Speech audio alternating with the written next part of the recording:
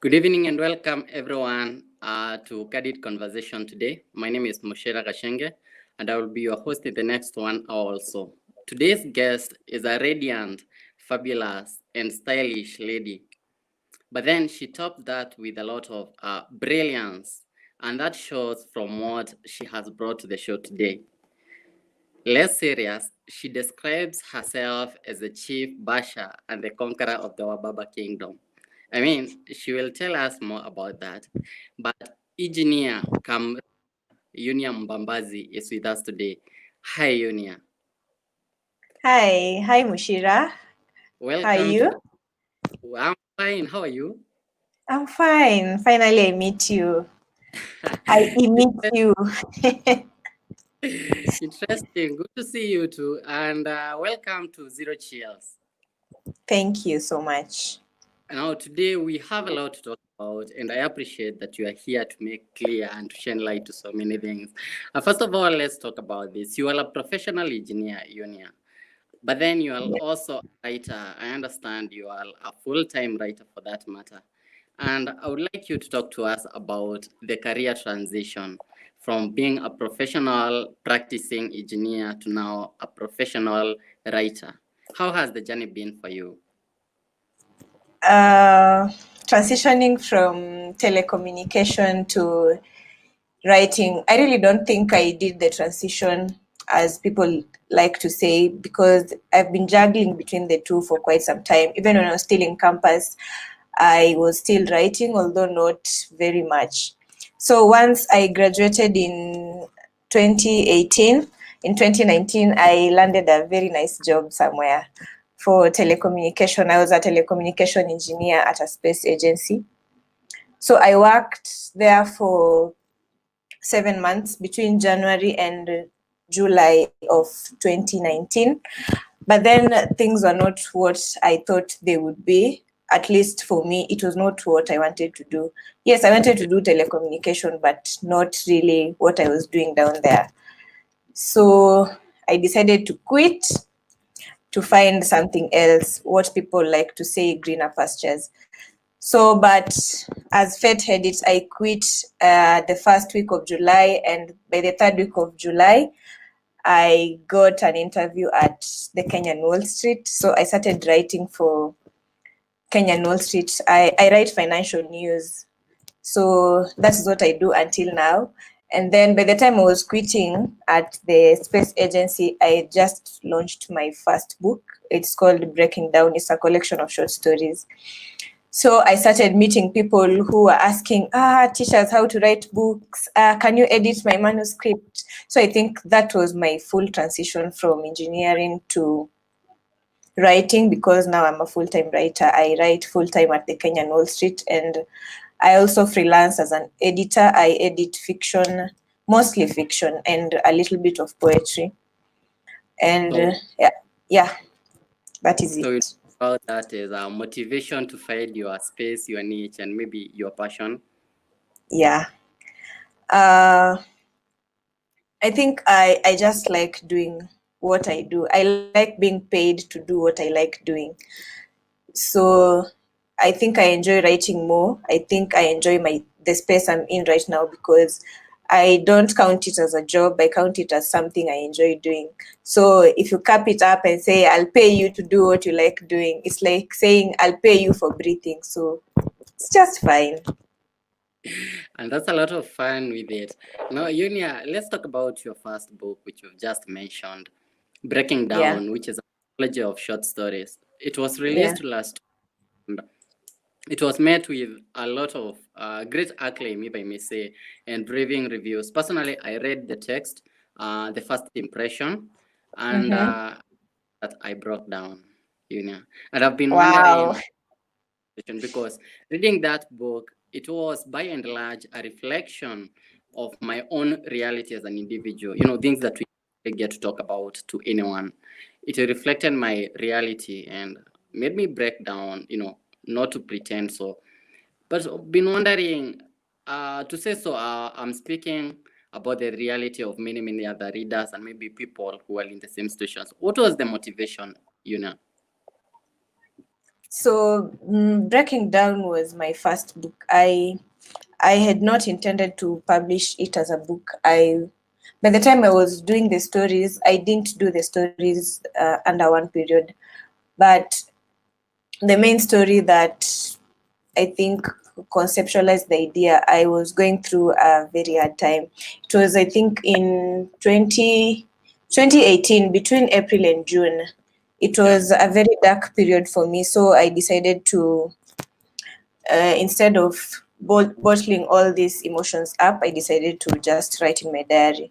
Then by the time the year was ending, I just thought, why not? I was seeing people are signing books, people are writing books, and I have a lot of stories that I have written in my notebook. Why not just compile and put it in a book?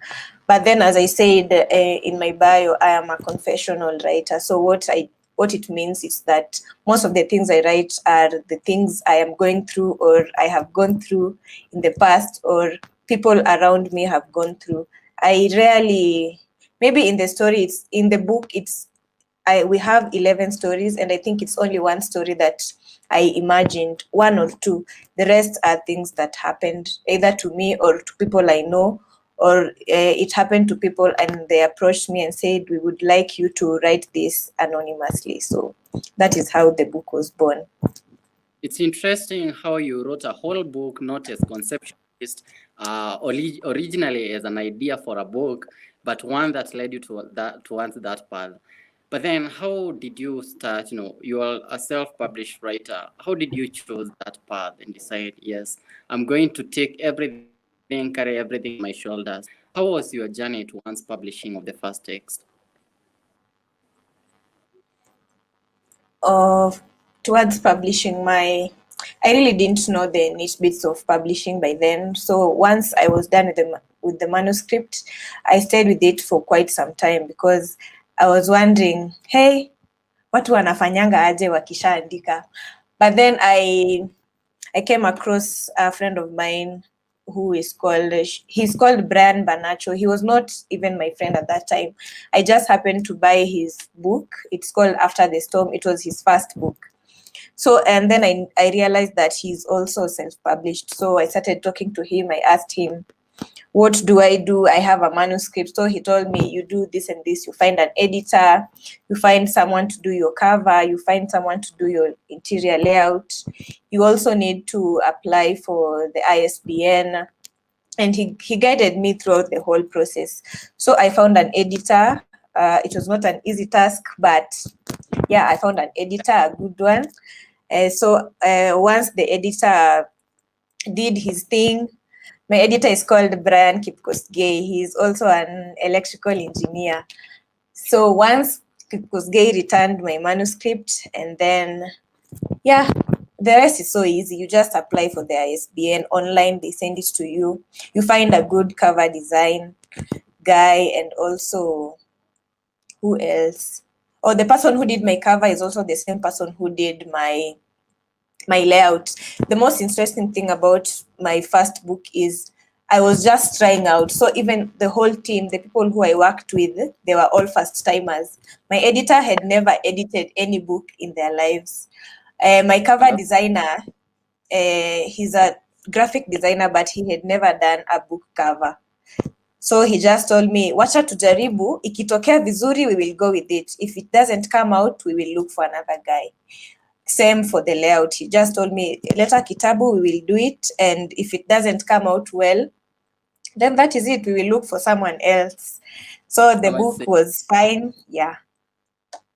Looking at it, breaking down and how the cover has been, it's creatively written, breaking and then the down going down. It's imagined, so imagined to everyone who was took part in the project the first time. I would really say it came out greatly. And that leads me to the next question. The book came out and was received. I think you really excelled at it, being the first book, at being a first timer at publishing. There's a lot of success you experienced with the text. What would you associate that to? I really don't know. That book caught me by surprise. It was my first book I was putting out, and I am telling you, the moment I received the first M-Pesa message, Ati, you have received 800. I remember it was from a certain lady called Sally Isahi. I wondered, hey, this girl is purchasing my book and I don't even know her. So how it went is, I think 2 months before, a friend of mine called Dismas told me that if you are launching this book in June, we launched it in June. So Dismas told me that we need to do a kind of social media campaign for at least 2 months so that people know there is a book coming out, you give teasers. So that is what we did with that book. So for 2 months, we were just talking about the book. I didn't even have a huge social media following like now. At least post zangu zinapata 100 likes. By that time, I think I was getting 20. So, and also, I'll come back again to Brian Banacho. Brian really helped me because by the time I was launching the book, Brian was already a big brand on Facebook, and he still is a big brand on Facebook.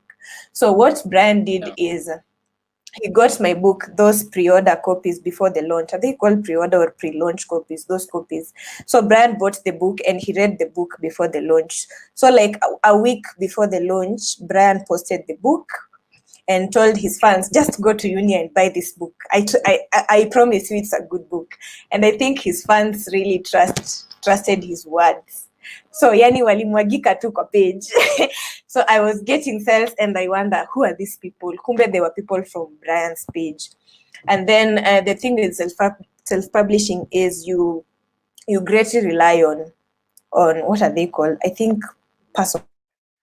So that if I sell the book to you, and then you find it's a good book, you go and tell someone else that, hey, this lady has written this book and it's very nice. So that is how I manage the sales for Breaking Down.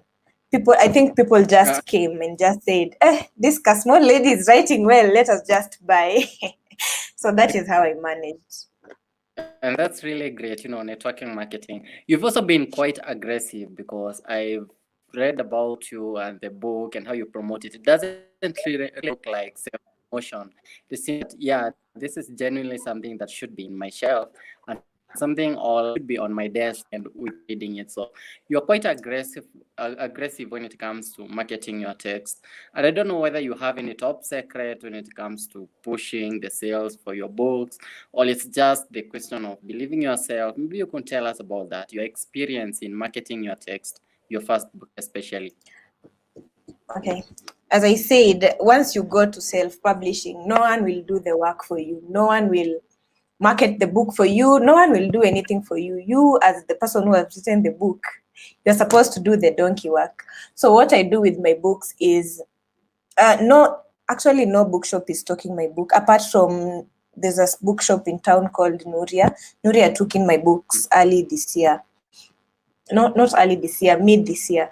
But before that, I totally rely on pushing the book via social media. So you constantly have to tell people that, guys, I have this book.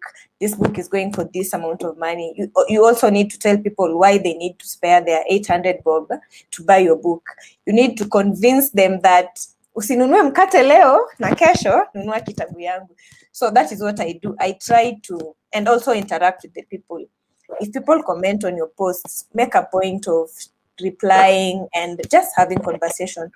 Ever since I launched that book, people have been coming to my inbox, people I don't know, and wanafungua tu roho and they tell me things they're going through, because when they were reading the book, they kind of identified with some of the stories. So, and once you interact with those people in a good way, they keep sharing your posts in a larger audience. So at the end of the day, you make sales. And also the secret is you never get tired. Because I posted jana about the book, I don't post today. Who said? Mark Zuckerberg alitutengenezea Facebook. You use it, or use Twitter, use whatever social media works for you. Post it today, tomorrow, kesho yake. Maybe someone didn't see your post yesterday, but that person will see it today. Maybe someone else won't see it today, but will see it tomorrow. So the trick is just keep pushing. Maybe you'll post today, no one will buy, but tomorrow once you post, you get 100 people are buying the book. So it's just a good way of marketing your books. That's really brilliant. And also, you see, I realized that in breaking down, there is a teach of poetry. You introduce short story with a poem, a poem also. And, poetry Yeah. is known for an expression of emotions. I don't know whether it's just a style you're trying to incorporate or it's something that moves you to stand out in your craft. I think I forgot to mention that I started out as a poet. I was not writing prose. I started writing serious poetry. I did poetry. I wrote poetry back in high school. Even for those music festivals, I used to write for my school. But when I got to campus, I also just wrote poetry. And then I met a certain guy.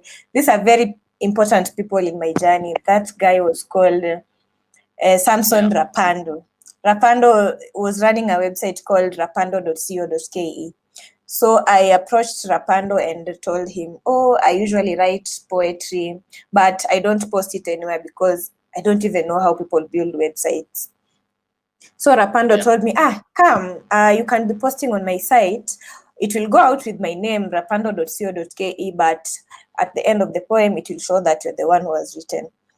So I did, I think for 2 years, I was just writing on rapando.co, and it helped me gain a lot of followers. People would know that actually Eunniah is a poet. So after 2 years with Rapando, in that our small group of poetry, I met another guy called Nick Ambetsa. So Nick looked at me and said, I think you can do better at prose. You write good poetry, but I think if you try your hand at prose, you can do even way better. So I started translating my poems to short stories. So that is how I transition. I didn't really transition. I still do poetry, but now mostly what I do is prose. But my prose is birthed from poetry. I don't think I can breathe without poetry.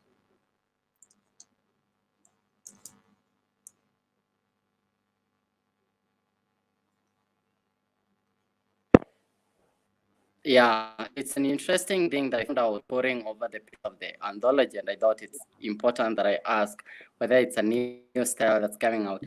Would you like to read a section from the book Breaking Down? Because perhaps there is somebody just hearing of Breaking Down in the first place. They cannot really tell how nice that real book is. Maybe you could select a section to read for us before we talk about If My Bones Could Speak. Yeah, so for someone who has never seen Breaking Down, this is how the book looks like, and it goes for 800 shillings. So I will read the first, not the first story, but it's the first poem that precedes the first story. So the poem goes, my body is a stack of dry bones, children crying out of anger, hunger, and hatred, husbands dying of lust, resentment, wives screaming for help and agony, mothers weeping for their charred souls, tracing patterns of their children on sands of a lifetime, fathers maiming dreams, coloring walls with urine, masking their faces, hiding their heads in the sand. My body is a stack of dry bones, begging to be turned into ashes. If I can give a small background of the poem, it precedes the first story, and the first story is about I don't want to use the word toxic, but it's about workplaces that suppress women. So a woman ends up getting raped by the boss. So that is why the poem says somewhere that fathers are maiming dreams, because essentially the the person who rapes the woman is like a father to her. Yeah.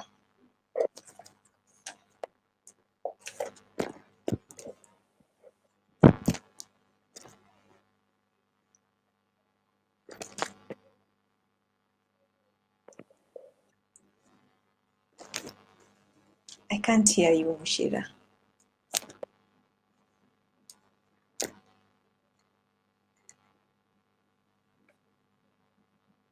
Also, it's a reflection of the toxic workplaces. But it's good to use the word without euphemism, toxic workplaces. And what surprises me or what surprises us all is the fact that even when these things are addressed, we still experience them even to the modern day. and you wonder the much that I can do after reading breaking down really why such reality, why are things the way they are, how can they change? What do you feel after expressing such real emotions and raw emotions as they are? How do you feel the solution should be? Because obviously literature ought to suggest, ideally ought to suggest a solution to challenges which people encounter day-to-day in their lives in the society. What do you think that the work or your craft, what role should it play in order to ensure that it suggests a solution to the such challenges which you addressed in your work?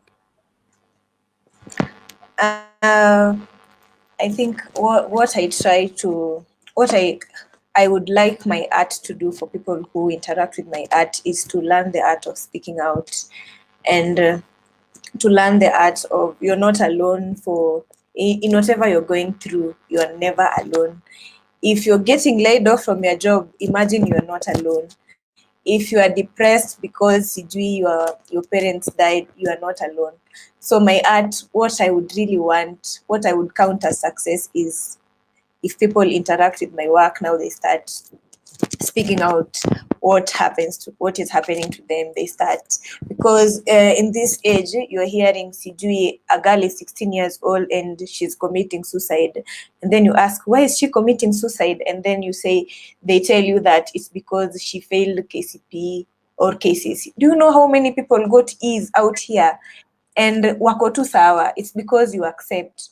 So my main point, even on my cover of Breaking Down, hapa nyuma we wrote that wait, where is it? Oh, she's a champion for self-discovery, acceptance, and personal growth. That is what I strive to do. If people accept their situations, then I think the world will be a good place. If you accept that, it doesn't mean that if you accept that I failed, it means that you'll remain there. It means that once you accept, now you can move on. But if you keep denying that, no, why is this happening to me? It becomes a cycle. Kila siku when you go to sleep, you blame yourself, and then now depression sets in. Now you start seeing people on Facebook posting nice pictures where uko hapo unasema ati people are bragging. People are not bragging. People are living their lives. So I would really just want people to accept whatever is going through, whatever is happening to them. Ni kawaida, you're not alone. So that is what my art tries to do. That you tell us that we are not alone, you inculcate a sense of community in to understand that we have shared lives, shared challenges we can all overcome. I hope everybody really got that message. I hope so. So before we go to the next section where we shall hear about your new book, Anthology of Poetry, My Boss, I'd like to say hi to a few people. Triple I says, Eunniah, keep it going. And Ada says, yeah, keep on keeping on. Shadrach Muturi, we see you. He says he is such a fan for Eunniah, and big up to Eunniah. Now, thank you so much for those who are joining and following the conversation. Please send in your questions or comments, if any, and contribution. Today we have an amazing guest, Eunniah Mbabazi, another of two anthologies, and we've just talked about her first book, which received and acclaimed, the short story anthology Breaking Down, and she's talked about motivation. And barely a year after releasing the first, should I call it a banger, no? A thriller, an anthology, a great book. She has given us a second anthology, now an anthology of about 86 poems. Yeah, 86 poems. So, Eunniah, my words could speak. What do you say? Oh, if my bones could speak, as you've said, Mushira, if my bones could speak is a collection of 86 poems, and like breaking down, and the theme that cuts across every story. As in, if you read every story, you have to break down. So we can say sadness cuts across the whole book. But for if my bones could speak, I tried to diversify the themes. So there are happy poems, there are sad poems, there are hopeful poems, There are poems that will break your heart. There are poems that will give you hope. And yeah, from all walks of life, from children. I have written in a child's voice, I have written in a man's voice, I have written in an elderly woman's voice. Yeah. And again, So it's a you confessional piece. So it's just things that I think from the top of my head. I think my best poem talks about the burden of child giving, that giving back to children, that if you do not give birth to children, unakaa tu kama outcast. That is my best poem in that book.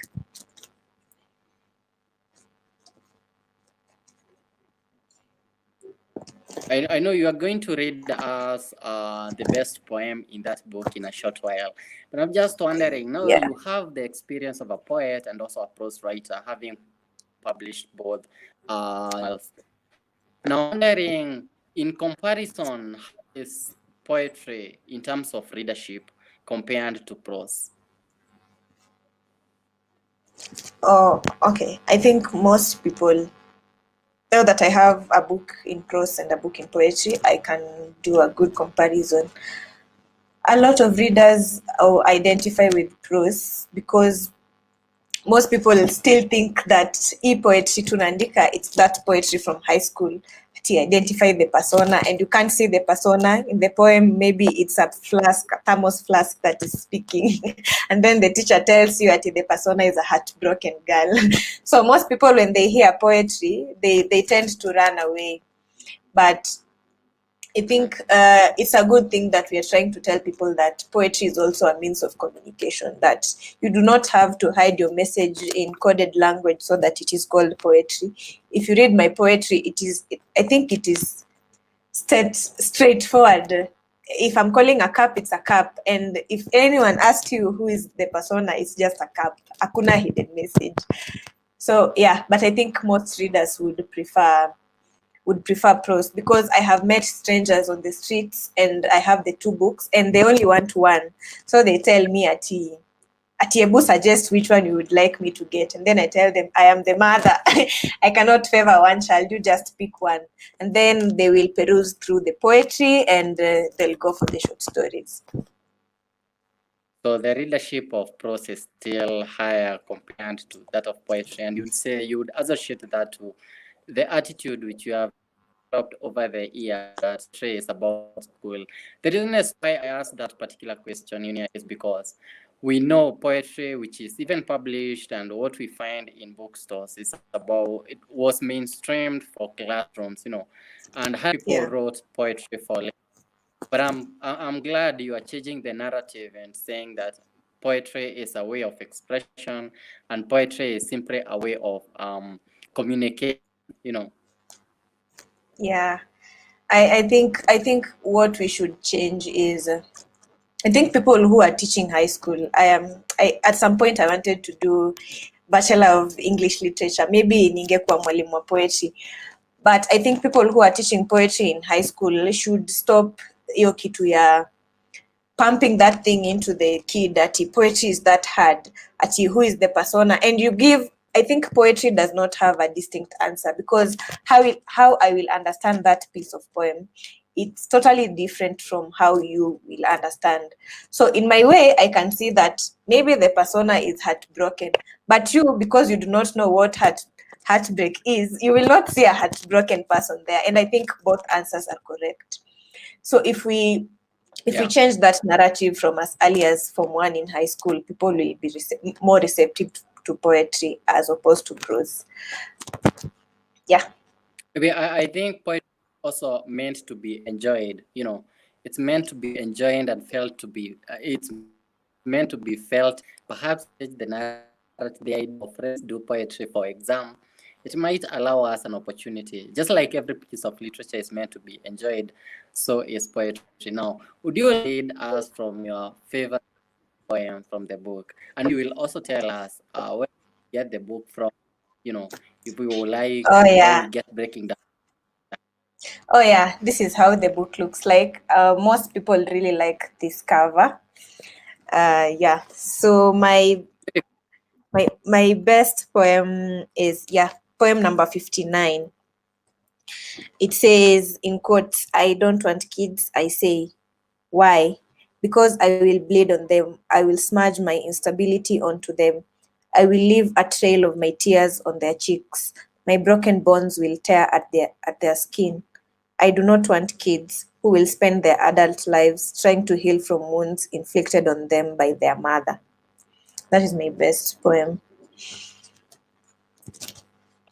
You've also told us that the inspiration is because most people in the society are looked down upon, if at all they can cannot bring a progeny. What's your idea? I know the world is rapidly changing, and the idea of family is quickly eroding. It's not what used to be there before. So things have changed. I think listening to that poem, you're trying to explain that indeed we all belong, or we all have a space. So what's the idea that you have of family, and do you think the narrative is anytime soon going to change? Hey, I think this will be quite. I don't want to say it's an African thing because it boils down to you as a person what you want.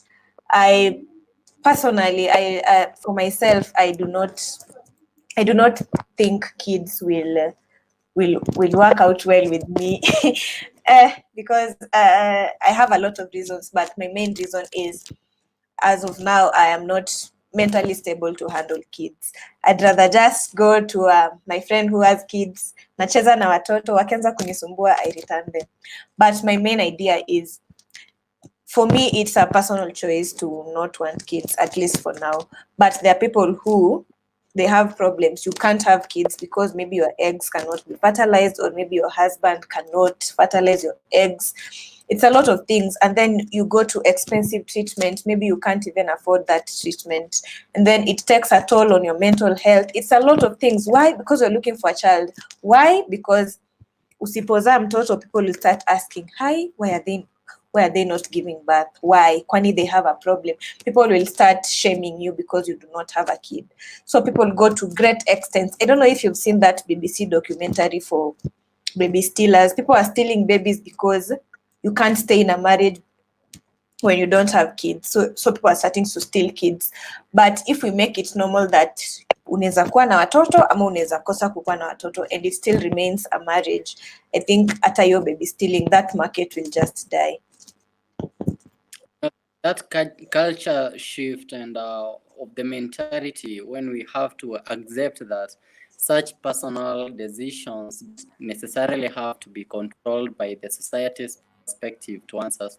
I think the moment we get there as a collective, the earlier we get there, the better, because we'll have to rest from so many things. To say we share the same kind of sentiments, it takes a lot to bring up a kid and to raise them. I don't want them half-assed kind of life, and it reminds me of something. You see, people who do not have children for one reason, out of their choice, or it's something that they cannot control, like you've explained, biological factors. And I think that's quickly turning into a minority group, in the sense that of how they are looked upon in the society, the minority voices. Do you see it as I do? Yeah, I think I see it, but my major concern is I do not like when people keep throwing the word society. Kwani, who is society? Society is me and you. So if you're saying that society is against women who do not give birth, ask yourself, who is society? You yourself, if you walk in the streets, alafu someone tells you that imagine Celestine doesn't have a kid, how do you react? If you're the first person who says, ai, kwa nini huyo pengine aliabort akiwa msichana, you are the bad society. So I think it boils down to personal decisions. If I cannot change my heart, who is society? Even my next neighbor will not change their hearts. I think it's something that needs work, and the work starts with us. It doesn't start from the outside. The work, the acceptance, as I said before, it boils down to acceptance. It starts with us. Well, it's interesting And I love it how you question my understanding of society and what I mean when I mention society. And junior society, in my view, is that group of people who are guided by a given contract, social contract. They agree this is how things should be. And I also agree, and I'm aware that it's that concept is rapidly changing because times are changing. We are becoming a globalized society, and we can borrow from wherever. But as you say, I do agree. It all boils down to an individualization. That this is how I want it. Maybe that's why we should promote artists like you who have come to amplify the minority voices of the people in the society. To use the Yeah. same word which you.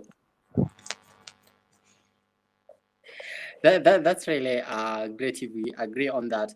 Unia, you are a confessional writer. I mean, there are so many things.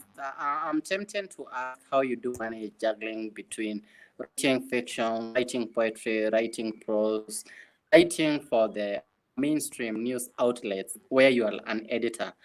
That to me is quite a bit of writing, I would say.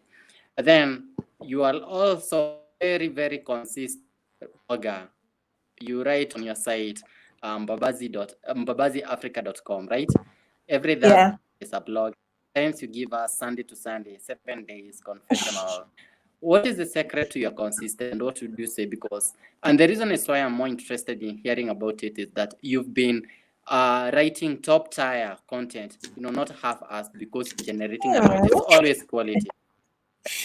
Uh-huh. Please, maybe you ask how you managed that feat. Hey, let me tell you, since I started doing the on Thursdays we read thing, Thursdays are my worst days because you keep thinking, Aki, tomorrow is Thursday. I have not written, I cannot write a bad article. I have to write a good article. I do not have ideas. Yani, Wednesday night and Thursday morning have become my worst. And how it happened, how I think I need to talk about how we settled on Thursday. So last year, around Yeah, mid last year, yeah, because Ulu posts every Tuesday. So myself and a friend of mine called Henry, we used to read those because Ulus on Tuesday, and then we discuss Gioni about what he wrote. So that friend of mine looked at me and said, "But why are you discussing because Ulu so passionately every Tuesday? And you yourself, hata you don't have a regular schedule for posting. So we just stay in the dark, siku moja unatushtua, oh, today I have written." So he told me, do this, be like because Zulu, just choose a day in the week and try and write consistently. So I started that in last year, I think mid last year or towards the end. And what I can say, it's a lot of work, but I have to do it because this is the life I chose, or this is the life that chose me. So I keep pushing myself because no one will know you're a writer if you're not writing. You have to write and put your work out there. Also, if you write na unazieka tu kwa PDF somewhere in your laptop, who will know you're writing? On the day you put out your book, who will know you have been writing for maybe 5 years? Also, something I learned from a friend of mine called Bantu. He's called Michael Muyoma. He was talking to me and saying, hey, this life of being a writer, you have to put in work and time. You will not wake up one day and find that everything is in place. No, you have to put in work and time. So you have to write consistently. Usiandike leo and then after 3 months you say, oh, nakuanga na blog, I need to put something. No, just write. Because once you write, people will give you feedback. Believe me, the comments you see on my blog are the good ones. The bad ones usually come direct to my WhatsApp. People suggesting ways to improve or how I can modify the storyline. And that is how I think the quality of my work keeps improving. If I would not be writing that consistently, I wouldn't be getting that amount of feedback. So I think feedback really has built me over the space of 1 year that I've been writing consistently every week. And when it comes to your personal writing, because that kind of consistency is quite admirable, and it's what most of us as writers are really trying hard to achieve. Now, when it comes to writing, consider yourself to have a specific niche because all your writing somehow are way too real, way too real. Sometimes I think of them as a memoir, like this must be you talking about. Yeah. Can't judge yet. So do you have a specific of your writing or where your writing falls? As you've said, maybe it's a memoir, but for the on Thursdays we read, I have tried to at least kufikiria story kwa kichwa yangu. So a couple of them are not things that have happened to me, but some of them are things that have happened to me. What I do is, what I have realized is I write well when I do sad literature. A friend of mine called Eric says that I am a lover of sad literature, which is true. If I start writing a happy post, it doesn't turn out well.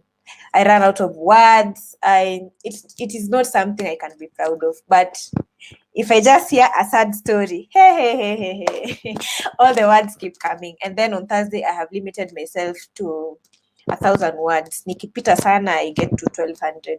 So if I'm writing a sad story, I really struggle to cap my words at 1,000 because I have a lot of sad stories.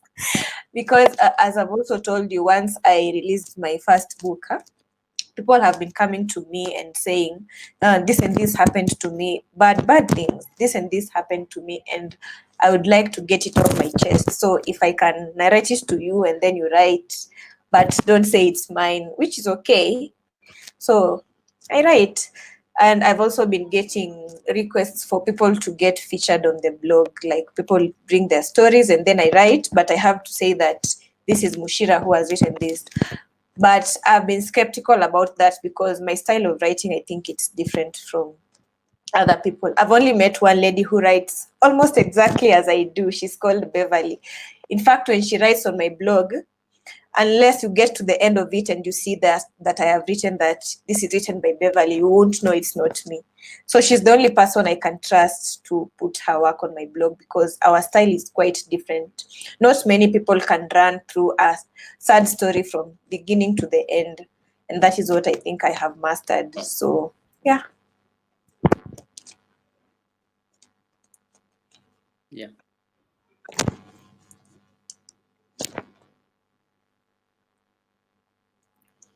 Mushira.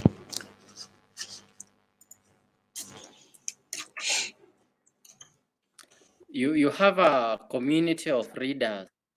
Yes, I can hear you. You have a community of readers. That is your audience. And you've also mentioned that you have a network of people who've been quite come in handy. Yeah, and you get published in everything. What would you say is the place of networks when it comes to bookish matters or literary matters as an individual, as a writer? I think networks, there's a cliche I think that says your network is your net worth. So networks for me, from my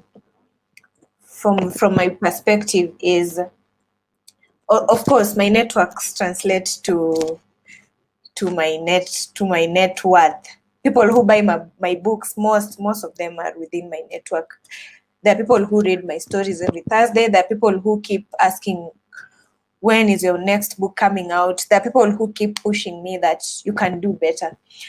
And there are people who, there was a time my website was down, I think for 3 weeks. I had not paid for the domain. People who kept texting me, hutatuweka hivi for 3 weeks, until I had to look for money and pay for that domain. My network are those people who, when I post anything on Facebook regarding my books, they're the first people who will share that post, because you see, Facebook has limited us to only 5,000 friends. So I cannot be friends with everyone. So that means my post will not reach everyone who is on social media.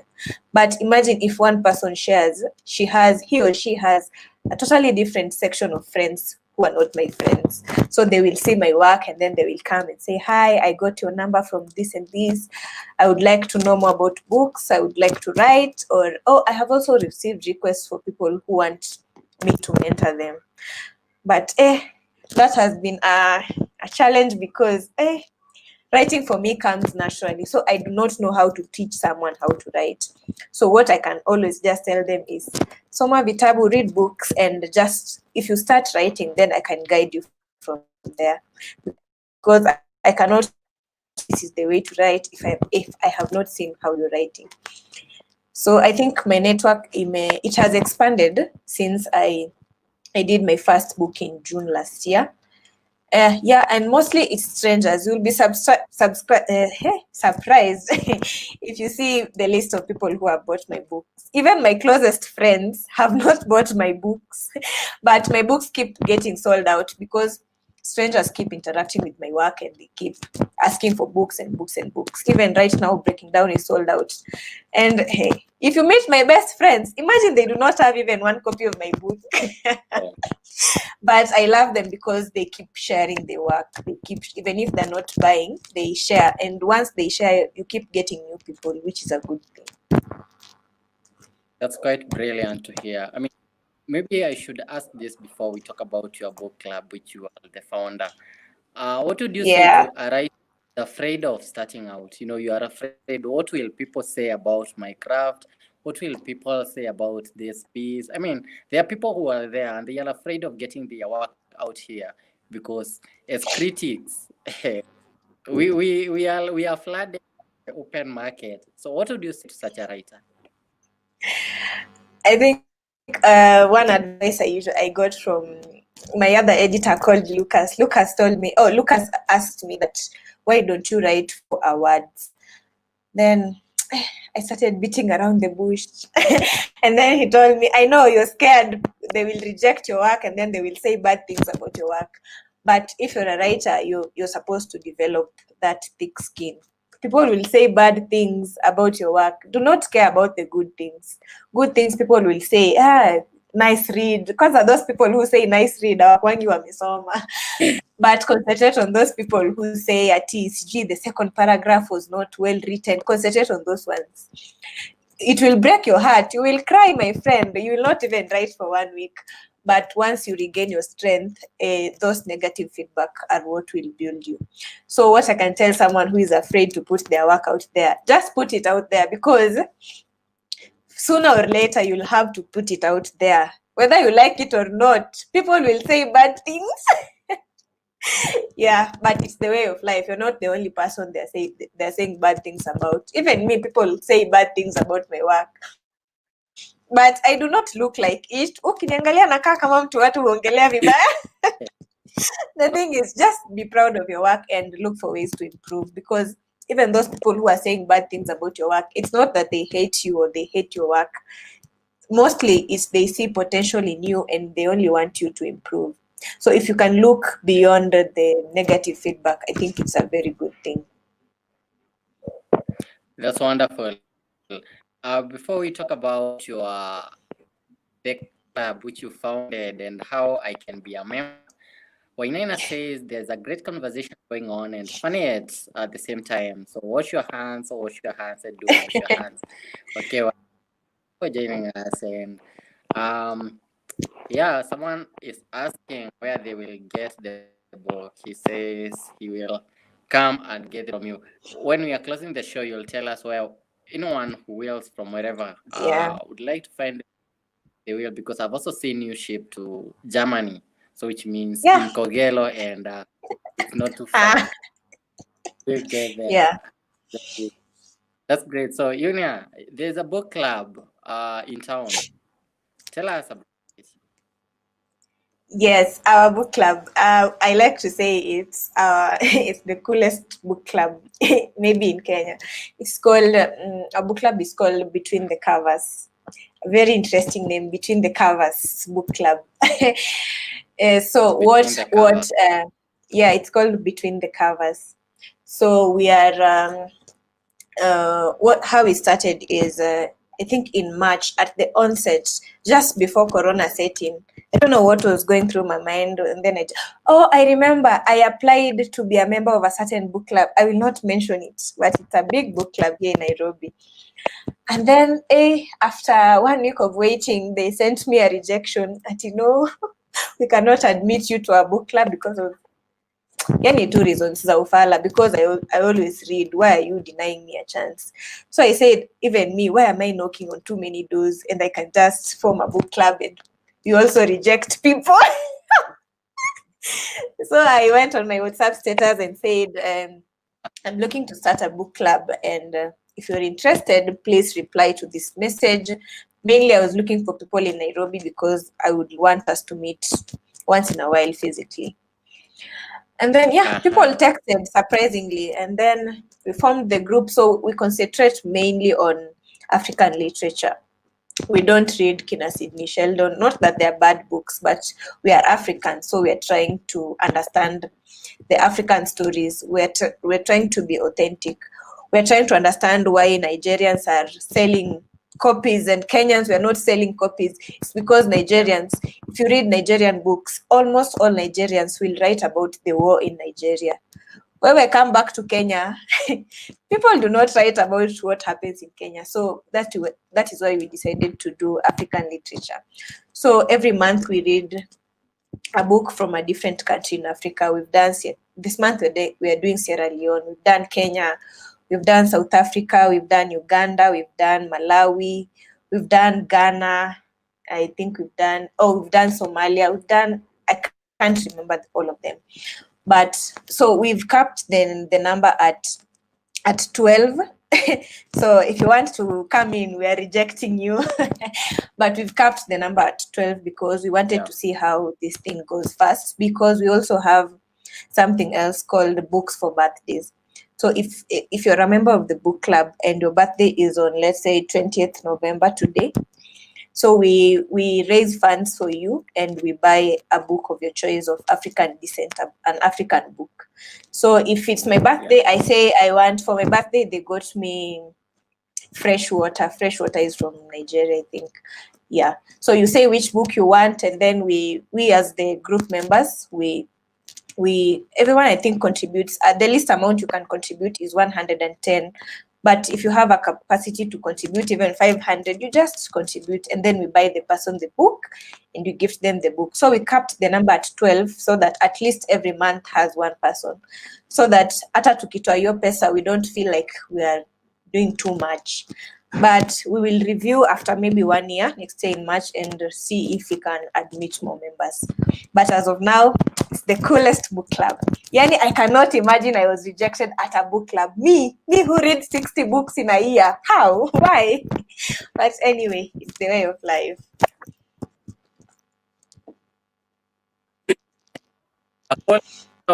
Books.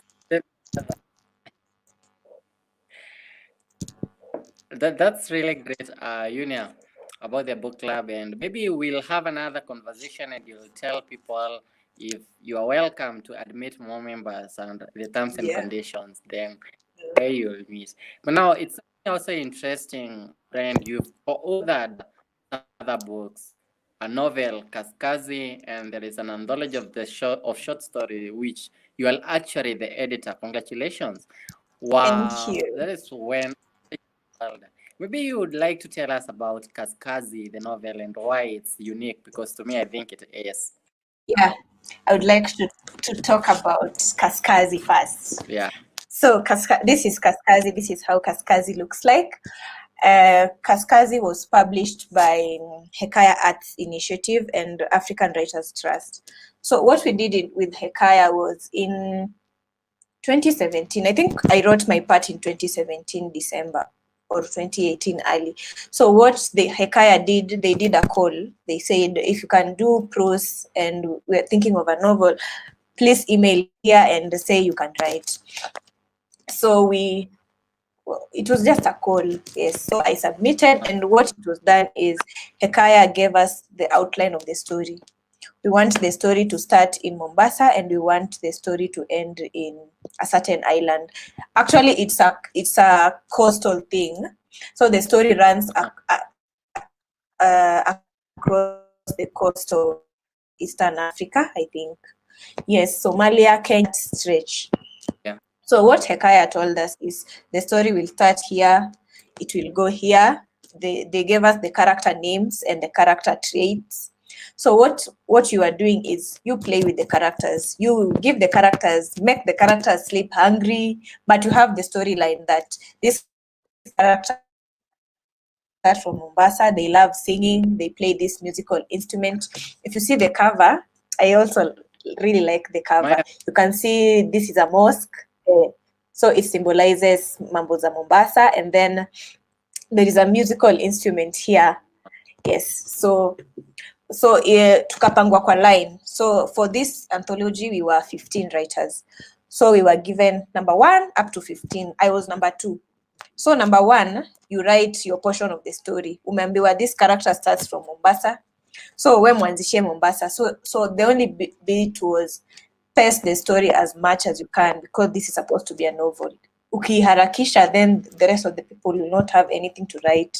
Na tushaambiwa the story is supposed to end at this point. So I was number 2. So what number 1 did, he wrote his part of the story. You were writing, I think, 4 pages.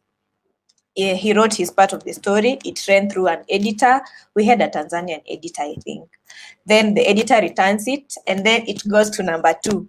So what number 2 you do, you read what number 1 has written. Alafu hiyo story yake unaiendelesha, and it has to make sense. So when number 2 finishes, the whole thing again is sent to the editor. The editor does his magic, and then it is sent to number 3. Number 3 reads the chapter 1 and chapter 2 for the first 2 writers, and then anaendelesha your story. So that is how the book panned out. And people who have read the book, they cannot imagine that 15 people wrote that single story. It seems like one person wrote it. So I think it was a good thing that Hekaya did. And yeah, we launched it in March this year. And there is also a Swahili version, which I think will come out next year, probably. I think so. Yeah.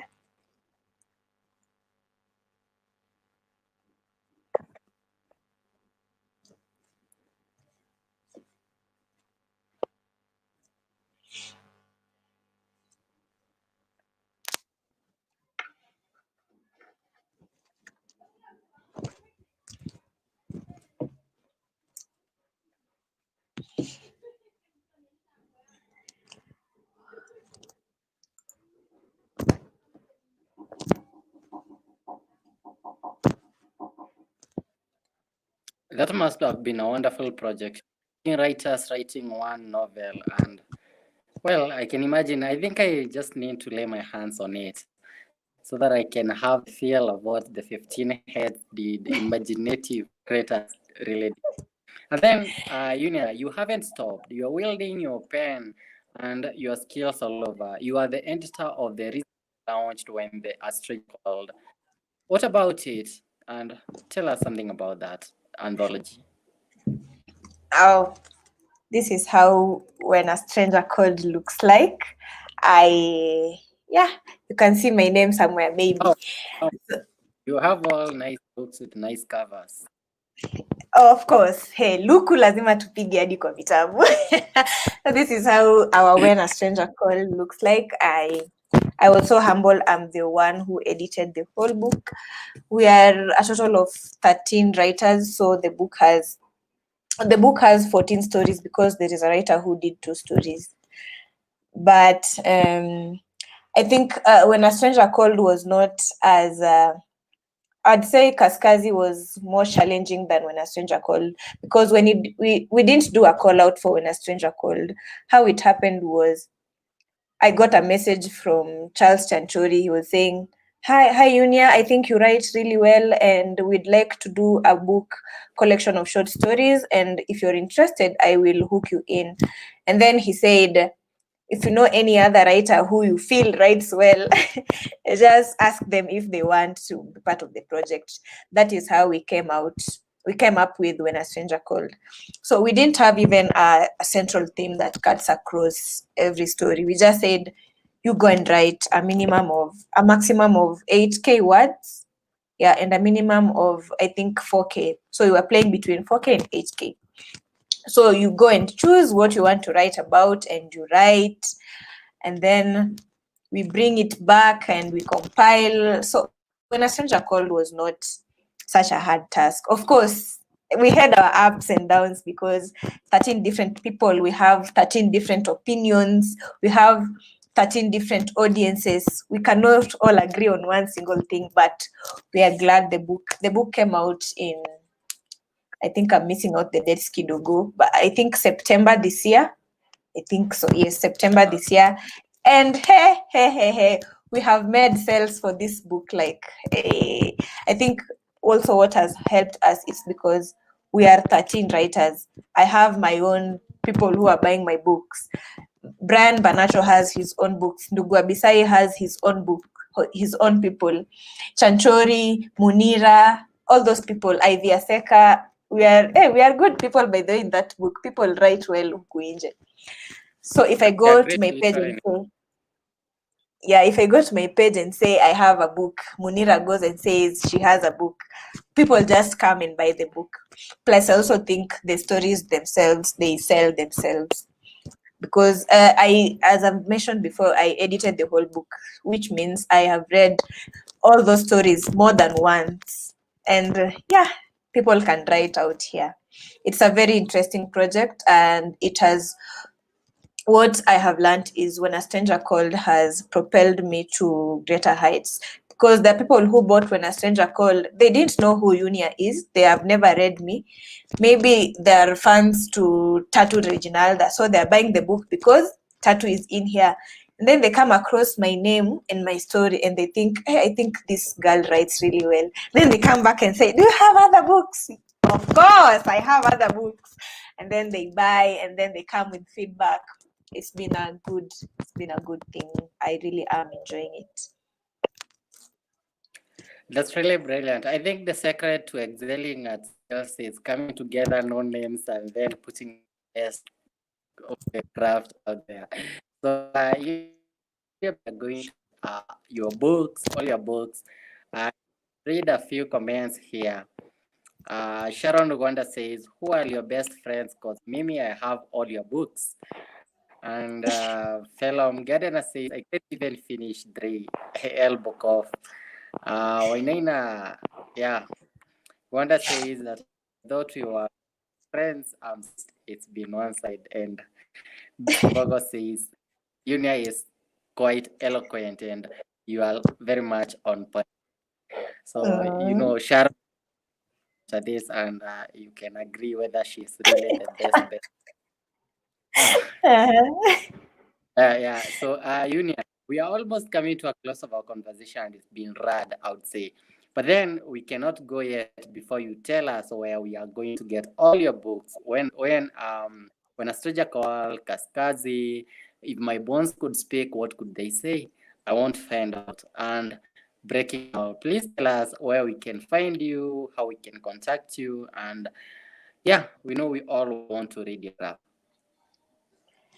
Great. So the easiest and fastest way to get all the 4 books that have my name hapo juu is to contact me directly. My number is all over Facebook. My Facebook is Eunniah Mbabazi. My Twitter is Eunniah Mbabazi. My LinkedIn is Eunniah Mbabazi. If you just go to my Facebook, I think Facebook is the easiest way. You'll get my number. And yes, you'll get details. I think I post daily about this book. So the first 2 posts, you have already gotten my number and my contacts, and I'll deliver to wherever you are. And also, if you're in town, there is a bookshop along Moi Avenue, directly opposite Sidian Bank. Yeah, it's called Nuria Bookstore. It stocks, but it only stocks my own books, Breaking Down and If My Bones Could Speak. So if you're in town and you don't want the hassle of calling me and meeting the Basha of Wababa, you can just go to Nuria and you will get the books. They retail at the same price as the ones I sell. Breaking Down is 800 bob, and If My Bones Could Speak is 1,000 bob. Oh, When a Stranger Called, it's 990 bob. Kaskazi, it's 1,000 bob. Yeah, but all the details are on my Facebook page. You'll get it easily. Yeah. That's really brilliant. So if you would like to get all Eunniah's books, then definitely head to her socials. You'll find her number and all the details that you need to get all to lay your hands on her books. Eunniah, now you wanna tell us your final words from this conversation, because I thought we should go on. I'm alerted by time here on this city over. Please tell us your final words. I'll speak to your audience. Yeah. I would like to echo the words of, I don't know if they're his words, but he's the one who said them to me. He's called Michael Muyoma. He writes at his Facebook page is Bantu. Bantu, says that there is no overnight success. There is no, do not see anyone out there who has, like, I have 4 books to my name. People have 15 books to their name. Do not look at them and think that they slept and then wakaamka asubuhi and they had it all. No, you have to start somewhere. You have to start somewhere and you have to put in the work. No one will come and tell you, Ati, bring your work, I will edit it for free. No one. No one will know you are writing if you do not put your work out there. There will never be only positive feedback on your work. People are going to say bad things, and they do not say bad things in a good way. They just say it the way it is. People are going to say your work is bullshit, and they will be right. Sadly, they will be right. Your work will be bullshit. But the best thing is, once someone says your work is bullshit, ask them where exactly so that you can improve. There is no overnight success. You have to do this thing for years so that you get to, if you're admiring Kinyanjui Kombani or who else? I only know Kinyanjui from the top of my head because he's the one, or Makena Onjerika. They did not start yesterday. Their journeys have taken a lot of time. I'm not even halfway there. And I'm also trying. I do not know everything. I don't, but I try and fail. I try again and fail, and then I pick the lessons and move forward. Yeah, There's no that is all I overnight can success. say. No. That is it from Z. Thank you so much, writer, for making time to come and speak to us and share. Really excited to have you around. Thank you so much, everybody, for making time also to join the conversation.